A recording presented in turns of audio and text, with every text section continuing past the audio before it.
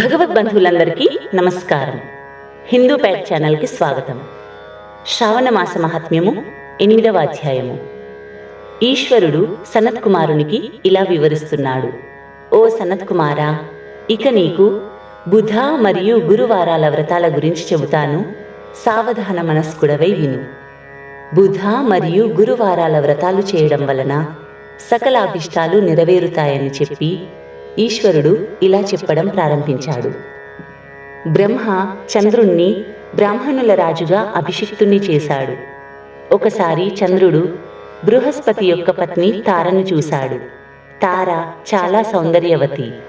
ఆమె యొక్క రూపలావణ్యాన్ని, యవ్వనాన్ని చూసిన చంద్రుడు మోహితుడై ఆమెపై వ్యామోహంతో కామోద్రిక్త ప్రేరితుడైన చంద్రుడు తారను అపహరించి తన ఇంటికి తీసుకొని వచ్చాడు. చంద్రుడు బలవంతంగా గురుపత్ని తారను అనుభవించసాగాడు. ఇలా కొంతకాలం గడిచిన తర్వాత తారకు ఒక పుత్రుడు జన్మించాడు. బుద్ధిమంతుడు, రూపవంతుడు అయిన ఆ సర్వగుణ సంపన్న పుత్రుడే బుధుడుగా ప్రసిద్ధి చెందాడు. తన భార్యను వెదుకుతూ అంతటా సంచరిస్తున్న బృహస్పతి కొంతకాలానికి చంద్రుని ఇంటికి వచ్చాడు. చంద్రుని ఇంట్లో తన భార్యను చూసి బృహస్పతి కోపంతో చంద్రుణ్ణి, చంద్ర, నువ్వు నా భార్యను తిరిగి ఇచ్చివే. గురుపత్నితో గమనం చేయాలన్న దురాలోచన అసలు నీకెలా కలిగింది? ఇంత ఘోరమైన పాపం చేసిన నీకు పాప విముక్తి ఎలా కలుగుతుంది? ఇప్పుడైనా నీ బుద్ధిని మార్చుకో. నాకు ప్రియమైన నా పత్నిని నాకు తిరిగి ఇచ్చి నీ పాపానికి ప్రాయశ్చిత్తం చేసుకో. నువ్వు నా పత్నిని తిరిగి ఇవ్వకపోతే నేను ఇంద్రసభకు వెళ్ళి నువ్వు చేసిన పాపం గురించి చెబుతాను అని అన్నాడు. బృహస్పతి ఇలా వారించినా కూడా కలంకిత చంద్రుడు తారను తిరిగి ఇవ్వలేదు. ఇక చేసేదేమీ లేక బృహస్పతి ఇంద్రసభకు వెళ్ళి జరిగిన వృత్తాంతాన్ని దేవేంద్రునికి వివరించాడు. దేవేంద్ర, నువ్వు మా అందరికీ ప్రభువు కావున ఎలాగైనా సరే చంద్రునికి నచ్చజెప్పి నేను నా భార్యను తిరిగి పొందేలా చెయ్యు. లేదా చంద్రుడు చేసిన పాపంలో నువ్వు కూడా భాగస్వామివి అవుతావు. శాస్త్ర నిర్ణయ ప్రకారం ప్రజలు తప్పు చేస్తే ఆ తప్పు వలన కలిగే పాపంలో రాజు కూడా భాగస్వామి అవుతాడు అని అన్నాడు.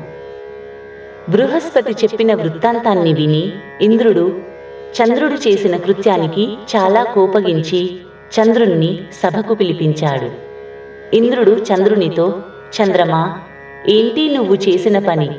గురుపత్నిని అపహరించడం, బలవంతంగా ఆమెను నీ ఇంట్లో ఉంచుకోవడం తప్పని నీకు తెలియదా? అసలు ఇంతటి మహాపాపం చేయాలన్న బుద్ధి నీకెలా కలిగింది?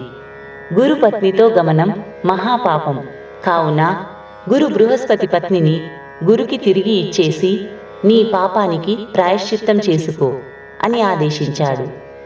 ఇంద్రుని మాటలు విని చంద్రుడు, దేవేంద్ర, మీ ఆజ్ఞానుసారం నేను తారను బృహస్పతికి తిరిగి ఇచ్చేస్తాను, కానీ పుత్రుణ్ణి మాత్రం ఇవ్వను. ఈ పుత్రుడు నా ద్వారా జన్మించాడు, నా వైభవంతో ఉత్పన్నమయ్యాడు అని అన్నాడు. ఈ విషయం విన్న దేవతలందరూ తమ సంశయాన్ని తెలియచేస్తూ ఎవరి వలన పుత్రుడు జన్మించాడన్న విషయాన్ని తల్లి మాత్రమే చెప్పగలదు.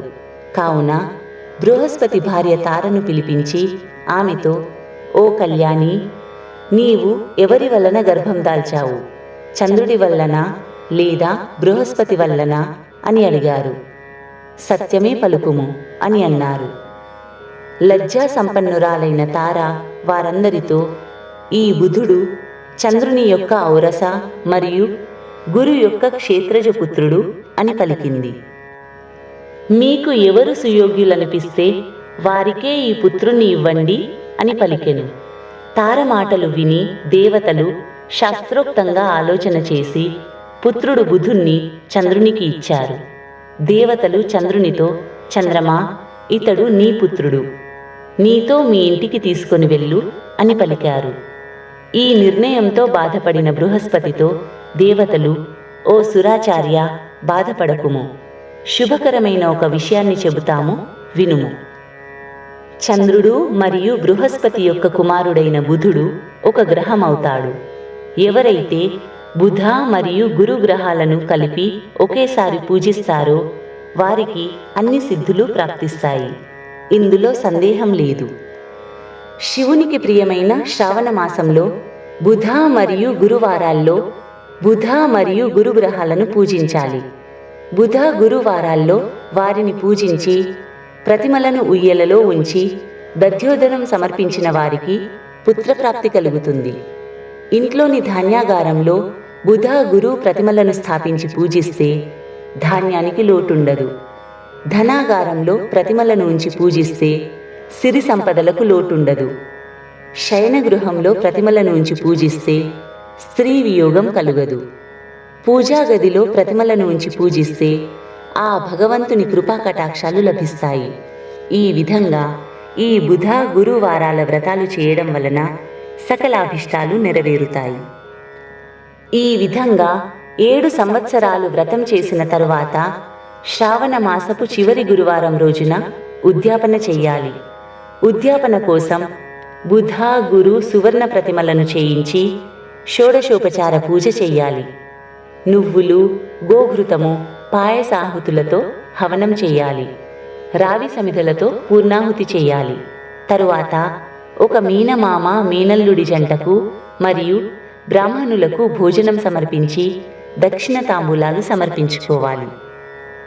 ఈ విధంగా 7 సంవత్సరాలు ఈ వ్రతాన్ని ఆచరిస్తే సకలాభిష్టాలు నెరవేరుతాయని పరమేశ్వరుడు సనత్కుమారునికి వివరించాడు.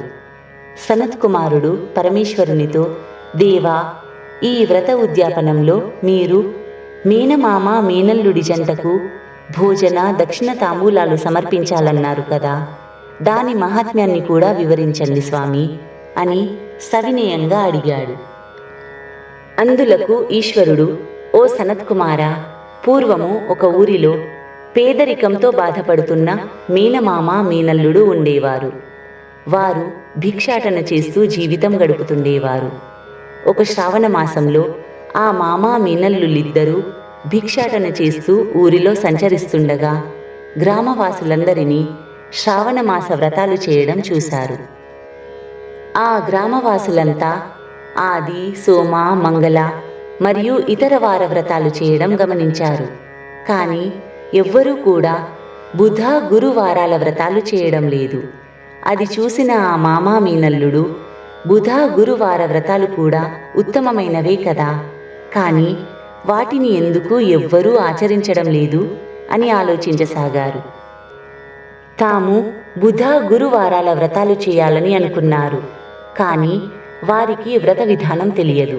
కావున వారు సంశయంతో ఆలోచిస్తూ నిద్రపోయారు. వారిద్దరికీ భగవంతుడు స్వప్నంలో వచ్చి బుధ గురువారాల వ్రత విధానాన్ని వివరించాడు. వ్రత విధానాన్ని తెలుసుకున్న మామా మీనల్లుళ్ళు భక్తి శ్రద్ధలతో బుధ గురువారాల వ్రతాలు చేశారు. 7 సంవత్సరాల తరువాత ఉద్యాపనం కూడా చేశారు. ఆ వ్రత ప్రభావం వలన వారిద్దరూ సర్వ సంపద సుఖాలతో పుత్ర పౌత్రాదులతో సుఖంగా జీవించారు. మొట్టమొదటగా ఈ వ్రతాన్ని ఆ మామ మీనల్లుడు కలిసి చేశారు కాబట్టి వారికి బుధ గురులు ప్రత్యక్షంగా దర్శనమిచ్చి ఈ వరాన్ని ఇచ్చారు.